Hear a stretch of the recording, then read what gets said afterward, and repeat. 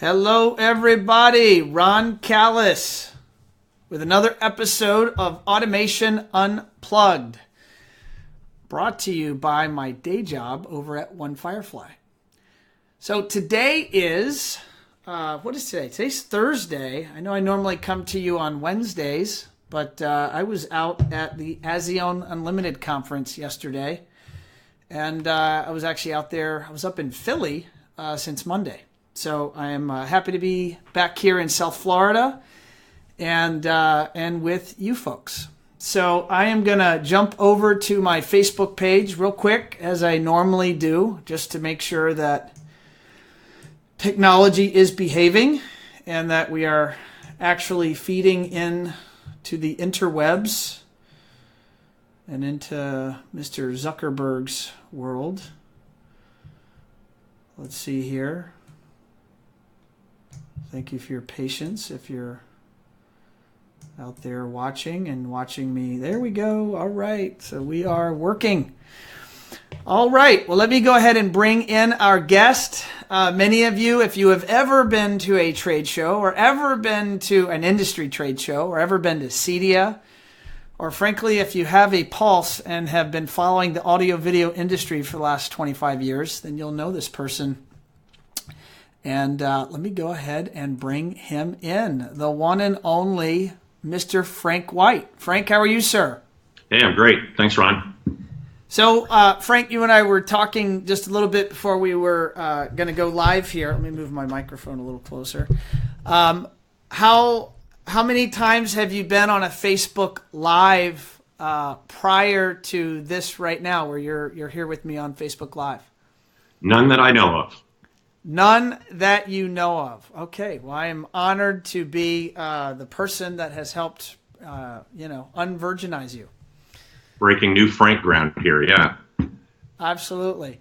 So tell me, how is life right now? What are you up to? Well, we're really wrapped up in the tech and business summits and CEDIA events that are going on.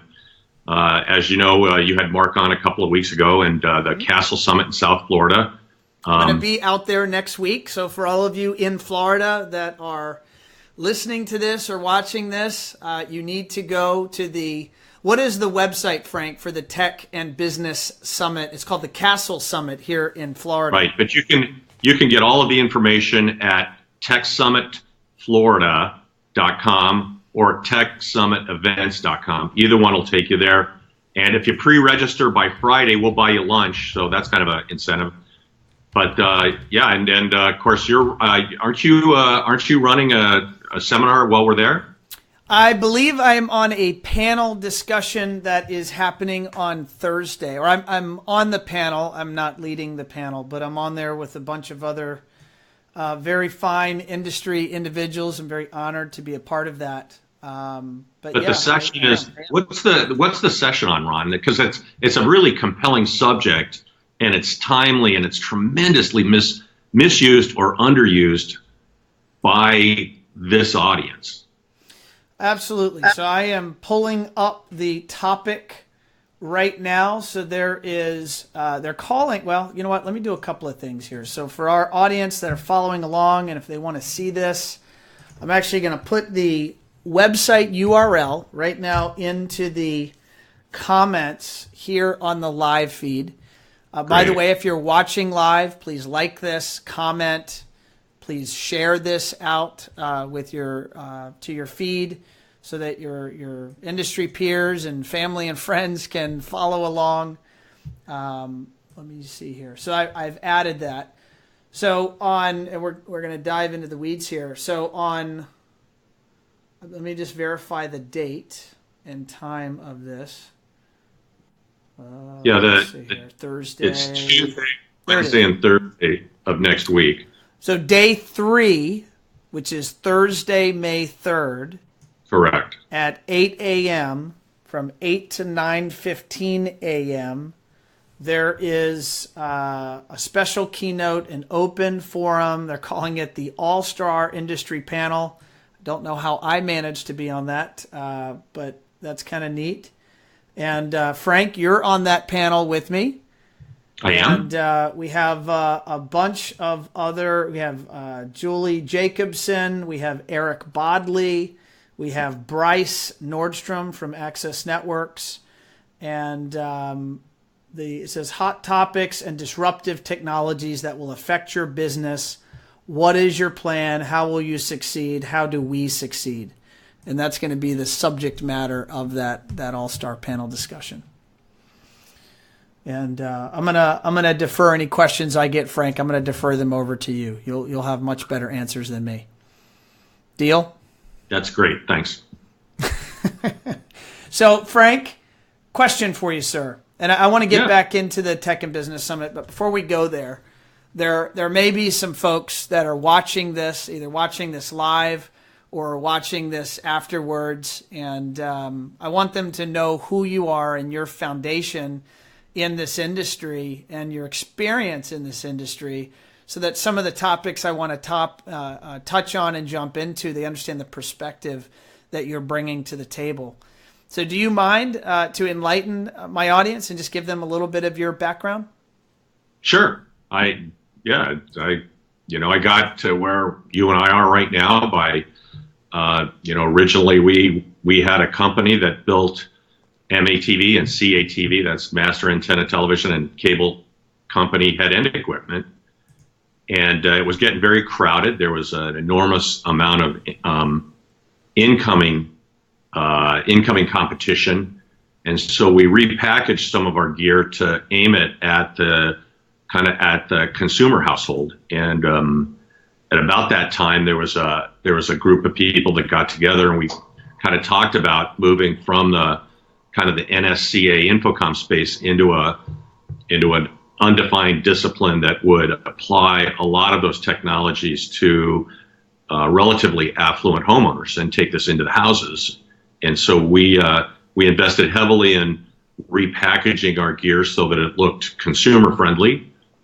And we rebranded the product that we sold into the industry as Channel Plus, and that was 1984 when we did that. And in 89, CEDIA got together and started, and then we were really, we invested heavily in training people and getting the technology integrator at the time to understand that there's value in multi-room, and that multi-room has audio and video potential and potentially a lot of profit that was difficult to do at the time, and it just took off from there. So you were there at the foundation of CEDIA. Can you just talk a little bit more detail? What was your role? How did you perceive that? Did you think that was a good idea? And how did you participate in making it what it is today, which is the industry's strongest trade organization? This industry, the road we drive on today was built upon people taking risk, but we knew that what we were doing before, basically going to commercial trade shows, was deviating from the residential disciplines and skill sets, and the quality of the finish work just wasn't what needed to be in homes. And so the refined skill sets that those installers had, they came from the satellite industry. They came from hi-fi shops at the time, where people would come in and they'd throw down $8,000-$10,000 on some audio gear, but then they'd ask the sales guy, "Hey, can you come over on Saturday and install it for me?" And about that time, the cost of a multi-channel AVR became less than $5,000. So that was a relatively affordable process. And then Lucasfilm came out with the WOW Laserdisc, and that played in showrooms for probably 3 or 4 years continuously, where it just showed the example, the difference between kind of the standard audio you would get off of a videotape or whatever, versus what you could get with a true investment in a multi-channel system, and that's how home theater took off. What off of a standard VHS tape? You're not referring to Beta. Did Beta ever take off, or did VHS always rule the roost? VHS was always out there, but there were plenty of. I think at some point in time the penetration of beta or the buy rate of beta approached maybe I want to say 20%, and I'm pulling that out of my keister right there. But sure. But there was we dealt with both. So and then what would the audio have been coming off of VHS versus what was now coming off the Laserdisc? It was noisy compared to what we see today, obviously, and the head alignment, and nobody maintained VCRs at the time. Although there were some expensive VCRs out there too, but we had basically a video output, and if we were lucky, we had a left and a right audio output, and then that would go into the AVR, and that would get churned through its process, and out it would come as a 4 or 5.1 kind of a output, okay. And that became much more dynamic. And you would get a 4 or a 5.1 output out of a VHS or only out of the Laserdisc? No, you'd only get it out of the AVR. You would only get it out of the AVR. So in both cases, and sorry for my technical ignorance, so I'm asking you maybe to break it down a little bit. So the audio video receiver. A non-technical person like me could explain it or even maybe restate it. You understand that on the output of the output, even today on your output of your Blu-ray DVD player, unless it's a really unique one, you just have a left and right output. So you go from that to the input of an audio video receiver, say like an Onkyo, or at a higher end like an ADA or Pioneer or whatever, right? Sure. Yamaha, they all of them have that, and so it comes in as left and right, and then they go through a processor then that it comes out where there's a center channel, a left and a right channel for the front field, and then two surrounds, excuse me, and a sub output. And that became the 5.1 standard that we have today. But even to this day, as far as I know, the cable box gears, there's a lot of digital outputs out there right now where it's either a coaxial, that's an RCA connector, or a Toslink optical connector. And that gives the AVR a lot more data to deal with, to be able to, to isolate those different separate channels. What did the CEDIA trade organization, when it was formed, what year was it formed? 89? 89. Yeah, 89. What did it set out to do? What was the ambition? Why did all these folks from around the country get together and decide to set up shop? Was it Amelia Island down in Florida where meeting one was? Right. Yeah, and we were there. But the real issue we had at the time was the distribution channel, particularly the large suppliers. And back then the large suppliers were like Sony, and a lot of the players you see out today too. They just didn't address us. So in order for us to be able to buy their gear, we had to go into a retail store, typically Best Buy, Circuit City, and a lot of the other ones that no longer exist. And buy the gear retail, and then somehow, we could beg, borrow, or threaten long enough to be able to get a profit out of that from the buyer, and we would integrate that into a home. Okay. And so the challenge of it originally was, man, we've got to have a unified voice to present to the supplier community to address us as an actual and real identifiable channel. Got it. Understood. Now, from that, you said you started at Channel Plus. What did you say, 84, 85? Or you started that company? We started Channel Plus. And so what happened from CEDIA to the present? I mean, all the evolutions. And I know you've become a master trainer at CEDIA, and I want to jump into some of that stuff, by the way. Your courses are infamous. And I know you're teaching some stuff even this coming year in September.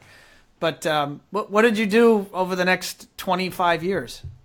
Well, we sold Channel Plus in 1998 to Nortec, which was Linear, which is now the Core Brands deal.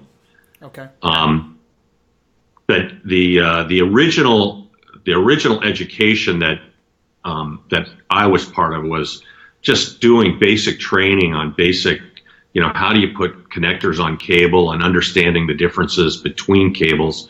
And at that time we were dealing with coax and some forms of category rated wire, but that wasn't that wasn't a specialty. And just the act of putting an F connector on a cable was foreign to them, and we did, as an industry, didn't really know how to discipline ourselves to choose, a decent cable instead of just Home Depot kind of opportunistic, coax. And then also understanding, if you screw the connector up, what does that do to your picture? And so we would just present that in such a way that it gave and equipped the attendee to understand, oh, I get that now. And in 90 minutes, you could actually teach that back then. And then you would also teach them that, about, okay, signal, if you have a supply component here and you have a display component here, say, a VCR or a laser disc player here and a display here, there's no engineering argument that says by making or increasing the distance between those two that they become more accurate to each other. So we've got to be able to calculate what happens to that signal in between and how is that affected. And we just kind of explained some basic mathematics and then showed them the proper engineering on how to design that stuff. And then I started kind of understanding that compelling delivery, even though you have great data, it should be delivered in a compelling way. And I learned a lot from a lot of really good instructors in the past. Yeah. So what is your favorite subject when you're teaching? And I know you do both some of the video stuff. You're partnered with an industry media publication, and you do what is it called? The F word? The F word, yeah. The F word. And so you're teaching on a number of topics, and you also, of course, teach in person. What are some of the most fun topics that you think are really most relevant to the contractors, whether they like to call themselves that or not, the AV integrators, dealers? What are the topics that really are close, near and dear to your heart and mind that you like to share? Yeah, I gave up, I divorced specific technologies a long time ago, in that my passion today, and has been for a couple of years, has been, I want to engage the audience in something that they can move the needle for them tomorrow. And I want to equip them and equip you as an industry to sleep better, to be able to deliver a higher value and be able to articulate that value in a way that it resonates with the buyer so that they can agree that that has value as well as you, and then it gives you the headroom to be able to do the right thing for the buyer. And I don't think that the technology today is what's the biggest challenge for integrators, although it does evolve and it's moving quite rapidly. I think the biggest challenge we have as an industry today would be, like we were talking before, is dealers don't fully comprehend what it costs to acquire a buyer. They haven't quantified the cost of acquisition, and then understanding their business metrics and how they can do better by just doing better business. And that doesn't necessarily mean taking your whole company off of the current road it's on and going up a different path, but it's just doing it in such a way that you focus on the things that really matter to the company, and then you'll end up probably having to work less hours and making more money to do it, and your employees are happier. So let's talk about the first part. You talk about the cost of acquiring a customer. Right. How do you propose, how should a technology integrator think about that? How would they go about calculating that number? Well, the first thing is, let's get our arms around where the business comes from. Okay. And that first sounds like a pretty abstract comment, doesn't it? But the business comes from new business with a new builder, new business with an existing builder, new business with a new architect, new business with an existing architect, and then you can go through, okay, retrofit with a new customer, retrofit with an existing customer, and it becomes a fairly finite menu on where you get your business. And if you look at then the profitability of each of those, where is your company's best sweet spot, and do you focus on trying to drive that business on that one vertical? Mm-hmm. Now, you get so many people, and you talk to as many dealers as I do, and where's the number one place that they say they get new business? They're going to say referral. Referrals. So my challenge to them is always, you don't really, unless you're engineering referrals, you're really getting them by rumor.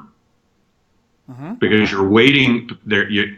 If you're truly doing it, but you're not engineering referrals, what you're doing is you're doing a good job and you execute and you finish the job, you commission the job, and then you're relying on the goodness of that person to then take you under their wing, adopt you, so to speak, and say, and you're assuming that you're going to say they're so happy with my work that they're going to go and evangelize me to their friends and neighbors. How can a business owner or a salesperson be more proactive and eliciting and driving that referral? Yeah, that's a great question. And so, my business partners and I, we have this thing where this arena we call scripting. And if I'm finishing a job at the Callis household, and then I come up to Ron and go, "Yo, Ron, you like this? It's working out. Yeah, hey, pimp me out to your customers." That's a weird conversation. It's tough to have. Right. And it comes off as really kind of way too self-serving. Right. Doesn't it? It does. So the right place to do this, but I like you, Frank, so I would still refer you, even if you asked me, I'd still, send you to my neighbors. Right. Well, I appreciate that, Ron. But the issue, I researched this pretty deeply to find out how this is best done. And all of the information can be assimilated down to the best time to ask for the referral is when you get conceptual agreement of the proposal. So if I do a trial close with you, Ron, let's say, hey, it's a great house. I love the coastal kind of feel of this community. What you're going to do on that deck is just awesome. Now, notice I made it your possessive, not my possessive, saying what we're going to do on your patio. I'm saying what you're going to do on that patio is going to be really, really cool. Letting them own it. So I'm really excited. And, if we use the brands we talk about and getting this done by your anniversary party or your daughter's wedding or whatever's going to happen in the backyard, that's going to be at about the, $18,000, $19,000 price range. Are you comfortable with that? Now that's a trial close that very few of us have. Typically the way that's done today is saying, let me go cob together a proposal and a design, and I'll email it to you. Right. Now, the scary thing is that works about 85% of the time, but it also takes the gestation cycle of that acquisition and extends it probably 2 or 3 weeks longer than it should. Yeah. So if I do the trial close, then I get conceptual agreement. And they're going, now, if you look at that $18,000 price tag I sent out, there's only 5 or 6 ways they can respond to that, right? Mm-hmm. Sure, start Tuesday, which you never get. No, which is really good because you're not going to invest any more time or effort with this loser.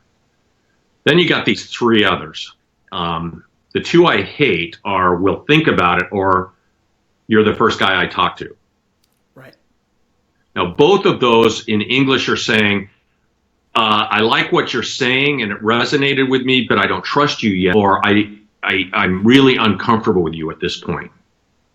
And so you've got to engage them at some assurance level that the system that you knew that they want, you can articulate it back in the language and the pace and the emotion, the tone of voice, that they have confidence that you know exactly what they're talking about. And then the last one is what we call the jacklet deer, and that's the guy that lights off with going, "Oh my God, I had no idea it was this expensive." And so because you've already said a price, you can just turn around and use that verbal energy for the buyer and say, "Oh, I get it may not be that priority to you right now. How much were you thinking?" So you kind of got to answer that. Right. Doesn't matter what he says, you can probably engage something on that. So that's scripting, right? Do you find that integrators, owners, and this question I'm going to ask could apply, frankly, I think, to any business. But let's just say the wheelhouse that you and I have played in for a while is in this industry. Do you find that many business owners or sales leaders take an active role in coaching and helping their sales team script and go through those even scenarios and practice with each other prior to going out into the field and just leaving it to random results? I don't think the majority does that yet. But let's get to the referral question, right? Because Please. ultimately that's the deal. And so after you get conceptual agreement with the buyer, at that time, this is before you've carried a spool of wire into the dwelling, right? Is you say, hey, Ron, I'm really excited about this, and I'll get to the final paperwork. But can we just have a discussion about how our business works with wonderful clients like you, and look them right in the eye and be empathetic and authentic, and just say, as our business is built on word of mouth. If this system goes in like we've talked about and we both understand today, and it meets or exceeds your expectation in its performance and its ease of use, could you do me the honor and the favor of recommending us to family members and other people you have influence on if it ever comes up in a discussion about what you do technology-wise in your home? Now, you do that at the beginning. This is very, very easy for the homeowner then to agree to, because this is pushing some kind of a discussion downhill and out into an undetermined future for them yet, right? Mm-hmm. Then at the end, at the commissioning, just restate what you just remember, that conversation we had when we just talked about right before you got the proposal about recommending us. Here's my business cards, and I have this in an envelope behind, it's behind the stack or wherever wherever you want to put it, and say, and again, it's just that we're a business that's been built on referrals, and it's people like you that create value for our company. We really, really would appreciate it. So you don't even have to ask a closing line at that. It's just saying, could you do that like we talked about before? I think I'm going to make sure we highlight this on the promotion of this recording post-show, because if someone would just simply listen to this 5-minute or 6-minute segment, I think it could single-handedly change their business. And I think that's gold, Frank. Yeah. And so the thing is very, very valuable, Ron, in that at that point you can kind of get that client for life, because they're going to adopt you, and your success, they're very, very proud of you when you succeed. Right. And so that's the relationship you want to be with this guy when he builds the next 5 houses. Right. Right. Because the cost of acquiring him is so cheap now. No, the key is good, honest, open communication, and that'd be empathetic and authentic. And if you do that discussion about referrals at the beginning, you've engineered then to have that discussion when it really counts and it doesn't get weird. Yeah. No, I think that's gold. Believe it or not, Frank, we've almost been on for 30 minutes. Oh my gosh. Can you believe that? So I want to touch on a couple more topics. Okay. I have a perception, and maybe I'm going to state the obvious here, that the economy for everyone in America and for our industry specifically has been really good for a good number of years now, back to back. And although this is not the indicator that many would call the singular indicator that matters, but it is one indicator, and that's the stock market. It's gotten a little wobbly here just lately, and Stocks. I think equities are overvalued right now. They're overvalued, and I'm going to say it's not too much of a stretch to say the good times might be coming to an end at some point. Is it 12 months? Is it 18 months? Is it 36 months? I'm thinking things are going to change a bit for us in the not too distant future. I'm wondering if you agree with that. You've lived through good markets and bad markets and everything in between. What's your perception of what's happening, and how should integrators prepare if you're thinking that things, might get a little tougher down the road? So our last Epic, which is my newsletter that goes out, it was yesterday's successes don't pay tomorrow's tolls. It's exactly that. Is that this has been the longest single expansion in the general economy on record. Number two is this has been the longest single expansion of the integration economy ever. And so I can tell you with assurances it will end. The question is, when will it end, and what should I do about it? Now, the good news is that we came out of the recession very, very slowly, and typically when you come out of a recession slowly, you go into the next one relatively slowly as well. But if you look at the value of the lowest priced homes in your area, it's pretty high, right. Isn't it? It is. Okay. Also, if you just go put money in a bank, there's a lot of cash out there right now because they're only giving you, 3/4 of a percentage point on it. Right. And so I don't think we're going to get spiraled into the depths of a recession quickly. I think it will be relatively slowly, but a smart, strategic thinking company, and this can go for suppliers, reps, distributors, marketing geniuses like Ron and company and others, is to sit there and have a plan when the market starts to consolidate. What you don't want to do is be caught in the middle of a big capital expenditure program. So don't build that 160,000 square foot tower you're thinking of building at this point, right? Maybe it would have been good 5 years ago, but not right now. Right. Sure. So watch your capital expenditures and commitments, and then if you're gonna, if your things are gonna get lean, it's gonna get lean for everybody, and so that means you're gonna have to either have a workforce reduction or a work hour reduction, but somehow you're gonna have to lower the cost of your staff, and think that through now rather than when the bank's pointing the gun at you. And I would be really, really on my, if I'm a supplier, be on your cash, be right on your cash flow, right? If your accounts receivable aging is above 40, 45 days, that's an indicator that you need to reel that in a little bit. And the same thing with a custom installation company. Once you hit your milestones, get those invoices out, bill those credit cards right away to keep that cash flow secure. I'm not saying to blow start your company to DEFCON 5 code blue yet, but just be sensitive to it. What's your thinking, Ron? I had a fun conversation recently in the last couple of weeks with Lee Travis out of Seattle. He runs a business, Y Appliance, very successful integrator, well respected in the industry, and he and I were having this conversation about the economy and what's coming. And he's been at this a while now, and he felt, and we were kind of joking because I don't sell or talk about fear, but I talk about being aware of what your surroundings and what's coming. And Lee made the comment that he felt he almost had an unfair competitive advantage in his marketplace because he sees a train heading his way and the lights are on and he hears the horn, and it's the economy potentially taking a nosedive. And he said, but I'm having those discussions with my team now, and I'm talking to leadership now, and we're talking about what do we do and how do we prepare for it.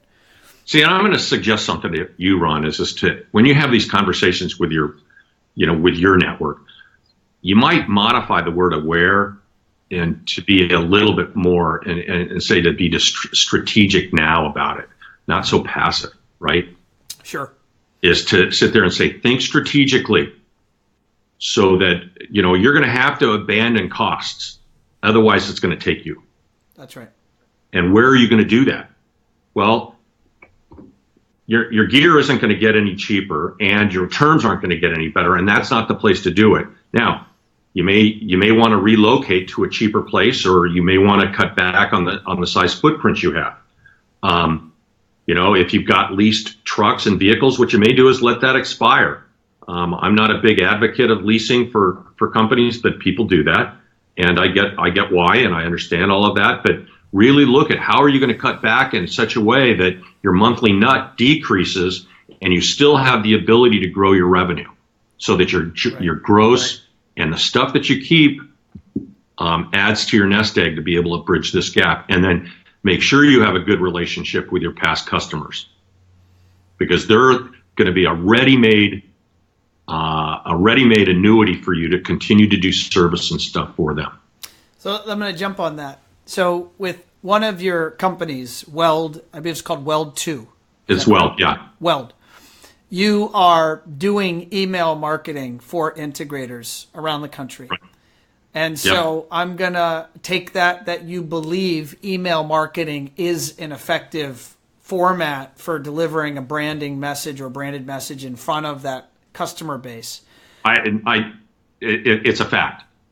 Okay, can you tell me more about that? I mean, you've gone Sure. out of your way to build this company. I hear nothing but good things about it. You're helping a lot of people, and you're helping them stay in touch with their customers. And I believe in that policy as well. And so people have heard from me for a long time, but I'd love you to use this platform and give me your 2 cents on why you think they should be doing that.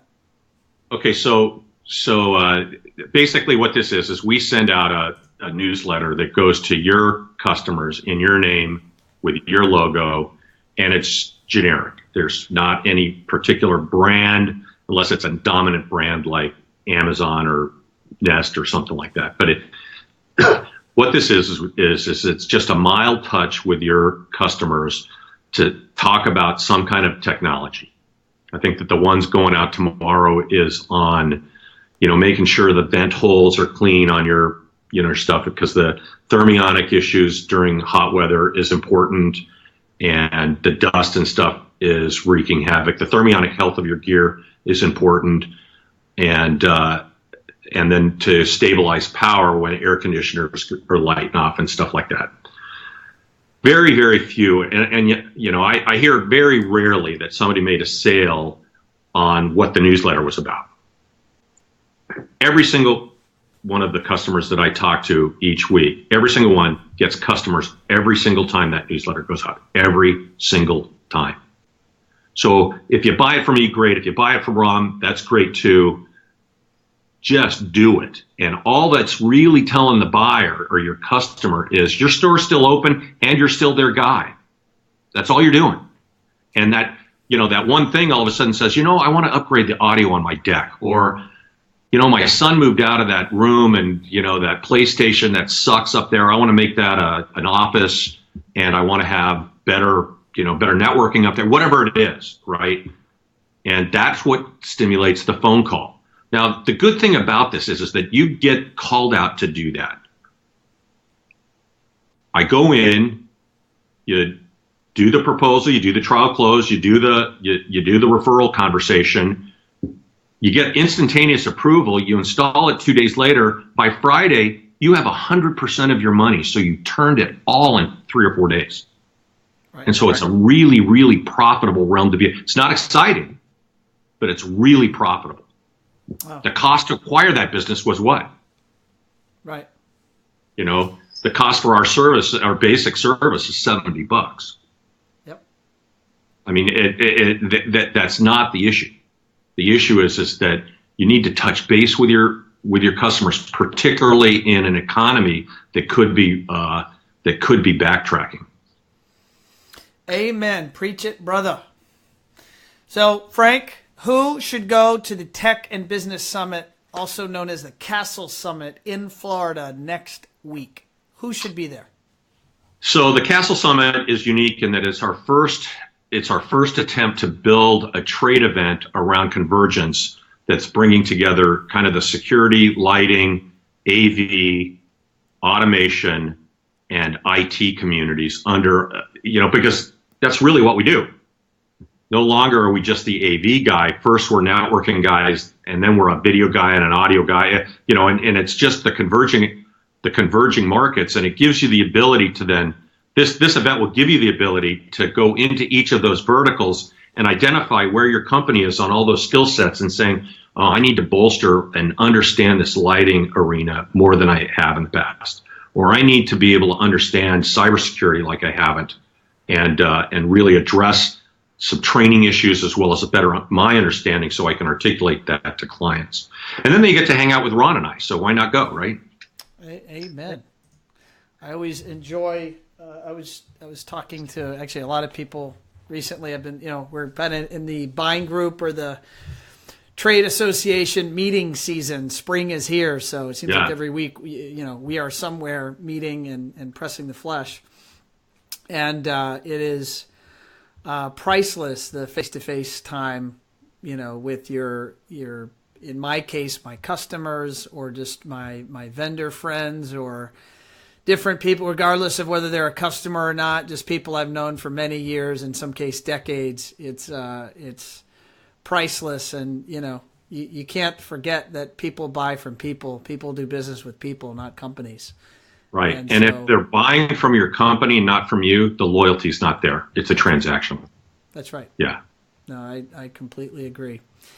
Well, Frank, we are approaching just past 40 minutes. It's been really an honor to have you on the show. I know we've been trying to work logistics. I think we started dancing on this about a year ago, didn't we? You were actually one of the first people I reached out to about when I had this crazy idea to do a weekly Facebook live show. You were one of the first people we reached out to, and it's taken a little bit of. I've seen all of the guys that you've had on, and I feel like, man, a lot of them dwarf me. So if you want to do it again, I'm always open to this, Ron. And I hope that you're richly rewarded for this blessing, and I hope the dealers take some of this, and they can make some bank with it. Well, that's it. I do this to help the industry. I think that your voice and dealers' voices and vendors' voices, and at least the try to dialogue I attempt to elicit, is really meant to get everyone to make themselves a little bit better, and to try to put ideas and different ways of thinking out into the ether. And you've definitely contributed to that, and I really appreciate it. Hey, thanks. Awesome. So, folks, thank you for listening. Thanks for watching. This was episode 42. I'm going to make sure in the notes I highlight that specific segment where Frank is talking about you guys driving your referral business and some techniques to really change or move the needle there. I think everything Frank said was valuable, but that had particularly that was particularly impactful for me. I hadn't heard someone reinforce that particular strategy in quite a while. I thought that was rather golden. So hopefully if you're listening and watching and you're here in Florida, then I will see you very soon. I'll see you next week at the Tech and Business Summit. Frank has been working with Mark for many years now on making that event a huge success. And if you hadn't heard, that was actually just acquired by Cedia just a few weeks ago. So clearly they're doing a lot right to help the industry and help you folks better and grow your business.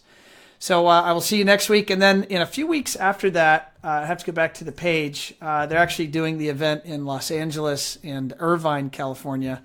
And One Firefly, will also be out there at that event. I don't know if I'm personally going to go to that. I know I'll have some of my team there, but I'll see if I can get out there as well. So on that note, I'm going to sign off, and you folks have an awesome day, an awesome rest of your week and weekend, and I look forward to seeing you again very soon. Thanks so much, everyone.